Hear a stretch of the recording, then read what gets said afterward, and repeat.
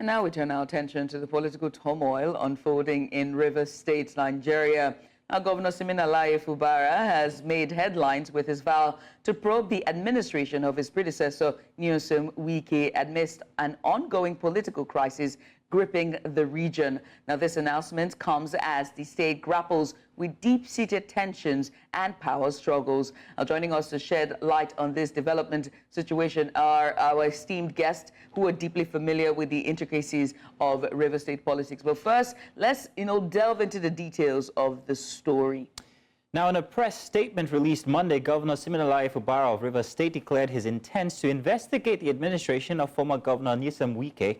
This proclamation was made during the swearing-in ceremony of Dagogo Iboroma as the new Attorney General and Commissioner for Justice.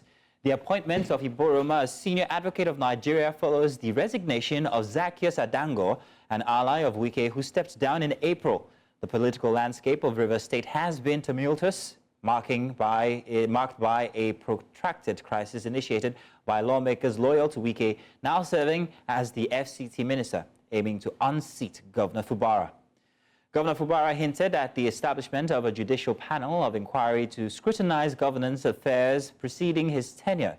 He emphasized the critical role of the new Attorney General in navigating legal matters with courage and integrity. Now, despite hopes for reconciliation within the political family, Governor Fubara lamented the absence of progress in resolving the crises. Now, he took aim at the former Attorney General, that's Professor Zaccheaus Adango, accusing him of sabotaging the government during his tenure and insinuating unethical practices in attaining the title of Senior Advocate of Nigeria. And so joining us now to discuss this in details is Joe Johnson. He is the Commissioner for Information for Rivers State. A very good morning to you, and thank you so much for coming on. So let's just get started. I want to say thank you again for being so patient with us. So given Governor Fubara's announcement of a probe into the previous administration, what implications do you foresee for the political climate of Rivers State? Well, just to say good morning to our listeners and to Nigerians, and to say that our government is up and running. We have no distractions. Our governor, His Excellency, had cruised higher than the detractors. And just like he said, it is them that are not able to sleep with their two eyes closed. We have no other word, just like he said, that there is no ambiguity. He has pronounced that the past regime will be probed, and to put a probe panel is to just do an introspection, to look inwards to see where we may not have gotten it right or where we got it right, so that to set the pace going forward. We have just done 1 year, and it's important that we check our stock and see where the past regime got it all wrong, and then put the template for the future. All right, so thank you very much. There's so much attention being given to the fact that there's supposed to be a probe or an inquiry into the past government for the state. And that has been on social media, and everybody has been talking about this. However, there is one very unique fact that everybody seems to be also talking about, and that's the fact that Siminalayi Fubara himself, inside of the past administration, was a very key member. He was the Accountant General. Now, if he intends to probe his predecessor, how can he absolve himself from any ill findings that might be found out regarding the past administration where he was the Accountant General? It makes it a lot easier. It's easier for somebody who was at the scene when a corpse was buried to exhume that corpse. So if he has any skeleton, I'm not too sure he would have been able to have the audacity to pronounce a probe. So I don't think that is anything to bother, except those who have skeletons in their cupboards that are bothered about a probe. For me, even those who run small kiosks by the road, I see sometimes you find them, trying to take stock. Probe is more like stock taking, look at where we have fared well, where you didn't fare well, where you need to improve. Most supermarkets bring out their wares that are expiring, to auction them. So I want to believe that it's a good development, except for those who are having a lot of things that they are hiding under the carpet. So the current administration always has brought up the fact that there are many contracts that were given to people, to contractors that weren't finished during the tenure of the last administration, that this current administration has had to perhaps maybe even finish, or maybe they can't even do that at all. Now, regarding these contracts, exactly how would they be attended to when it's discovered that perhaps maybe it is supposed to be during the tenure of Fubara himself? Or let's just give us an idea of exactly what these are about, these contracts that are still pending. Even though the governor has not come out with the template as to how he intends to achieve it, don't forget that he's a financial expert. And then it wasn't by the fact that he was even the accountant general, the man at the last point of the corridor where finances of the state flowed out in the last regime. So it's a lot easier for him to put a finger on what he may have conceived may not have been appropriately done. But to say that there is any clear-cut direction as to how he intends to achieve it, he is the arbiter. The network is starting to glitch again, as usual. Start to think that he does not know how it's going to end. I want to believe strongly that the template, when it comes, may not just only be in the area of finance. Sorry, we didn't get what you said. The line broke for a minute. Could you repeat what you said from before? We lost you there for a minute, please. Yes, I said our governor is not a rabble-rouser. And because he's at the corridor of our finances, particularly that was accountant general in the last regime, he will be able to put a finger exactly on the areas that we may not have gotten it right. And to say that it may not just be only in the area of our finances, there may be other, areas that may have suffered some level of financial malfeasance, where our monies may have been frittered through humongous projects. So I don't want to preempt him, but I want to believe strongly that if he says a thing, he sticks with it. Right. Let's still with Governor Fubara, right? We understand that he has expressed concerns when it comes to just all the crisis and unrest that is going on with the political state of Rivers State. He is concerned about it. But can you tell us what is currently going on there? You are in the corridors of powers. What's the latest with Rivers State? Well, the latest of it is that we have an ex parte order from Justice Wale in the Rivers State High Court, where there is an order restraining the Hitatu Amewule-led regime, and the new speaker has emerged.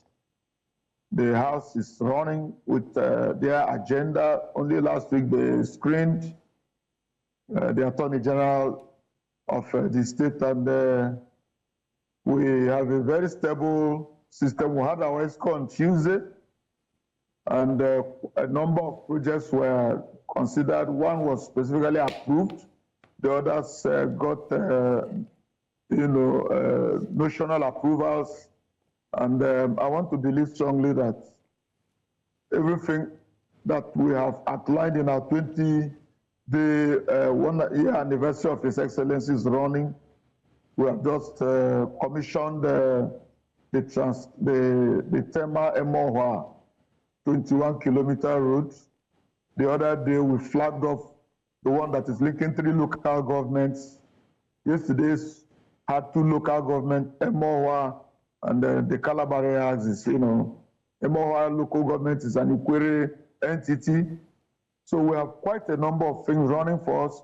Today we'll be doing the Andoni section of the Ogoni-Ukpobo-Andoni Unity Road. And His Excellency, the Governor of Imo State, Chief Hope Uzodimma will be our special guest of honor. Yesterday, it was the turn of the former governor of Bayelsa, Senator Senake Dixon, and moving on, we started with the governor of Abia State. We have quite a lot of activities lined up. So the atmosphere is stable, and people are happy that we have been liberated. The time when one cock was the one that was crowing had gone, now everybody is heard. Across the Mr. Commissioner, we have concluded the Thanksgiving. So, Mr. Commissioner, that, appreciated the Supreme Court Commissioner victory. So we can hear vibes and sounds and bites from sounds and bites from all the local government areas of. All right, so sir, you speak of a stable environment. You speak of a stable environment in Rivers State. However, what we see and what we hear is kind of like the opposite. There's been mass resignations. Only currently 5 commissioners have just resigned. Now, what would you say regarding that and the perception of politics inside of Rivers State currently with all these resignations happening? Those commissioners that resigned were almost planted by their paymasters. You hear an assembly that says we are members of assembly loyal to Mr. A. Another one says we are commissioners that are loyal to one man. It tells you that this is the time for those of them who couldn't stand the heat in the kitchen to ship out. And the people are happy that they are taking the most desirable step, to leave, rather than continue to, distract the government, because they were merely distractors. Now, you call them detractors. However, it seemed like there was plenty of allowance that was given to them to remain inside of the House. Talking about the 27-member committee now that also defected away from the party. What is this peace agreement that the Governor Fubara himself allowed these members to remain in the House, yet not to serve actively? Because it seemed that since you let them stay inside of the House, they would, continue with their duties. However, when they did try, it seems to ruffle a few feathers here and there, especially when the talks of impeachment came in. So why exactly was that time given? Why is Governor Fubara only acting now? Why are there mass resignations happening currently? The Bible says that there's time to everything under the sun. I want to believe strongly that the day the governor woke up and said good morning was his morning. And the peace agreement, I can say with all sense of decency, that we kept the entire 8 agreements that were on that proclamation paper. We kept to it, and the governor acknowledged that he kept to those agreements based on his respect for His Excellency. Can you share some details on that agreement? Can you share some details on that agreement that have been adhered to? Specific details, please. All. I said all. Specific details. He said return. First of all, he said withdraw all cases. Number 1 agreement was withdraw all cases hitherto filed in the courts. That's telling the 2 parties. We came back, withdrew all our cases, including the one filed by them, which they ambushed us and got judgment from Justice Omotosho. That was number 1. We withdrew all our cases. The one in Isiokpo filed by His Excellency, the one filed in the State High Court in Port Harcourt, and even the one that would join them in Abuja in Justice Omotosho's court, the Federal High Court. Surprisingly, they ambushed us. After we had withdrawn all our prayers, they went and got a judgment. That's number 1. They kicked off the disagreement.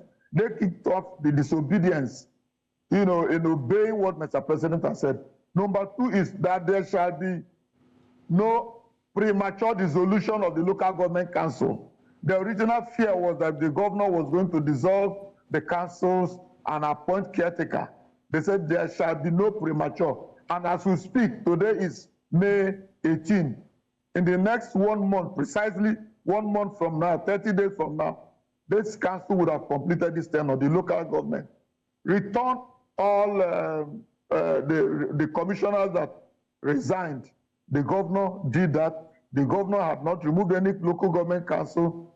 which are the other ones, if my brain serves me right, it says represent the budget to the assembly. You recall that the budget we presented was before a legal house, a house that a court superintended over by Justice Dagogo. He, Dagogo, saw reasons in what we presented before the jury and gave a pronouncement recognizing the as speaker. So on the strength of that we presented and got the House to approve that budget, it became an act. I do not see how an act can be presented on an act. You can't put something on something that already exists.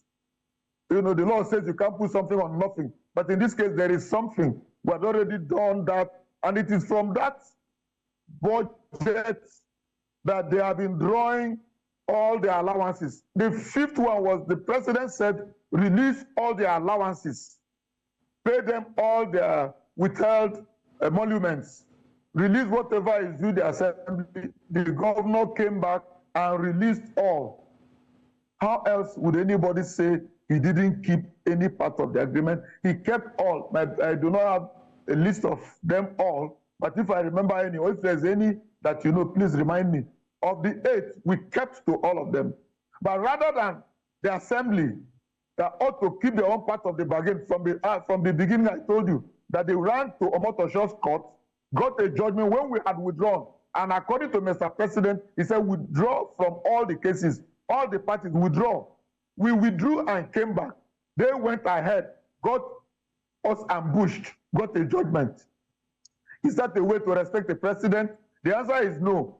And then when they came back here, all they started doing was repealing laws hitherto made by them in the past. They would take a law like River State House of Assembly Service Commission. They will repeal it, give themselves the powers to nominate, screen, and then appoint. Give them offices. Is that how a house should run? You take another one, you say you want financial autonomy. River State House of Assembly was the first out of 36 states that asked for it. 23 actually reneged. Our assembly was the first out of 23 that went against financial autonomy. What has changed? They got up again.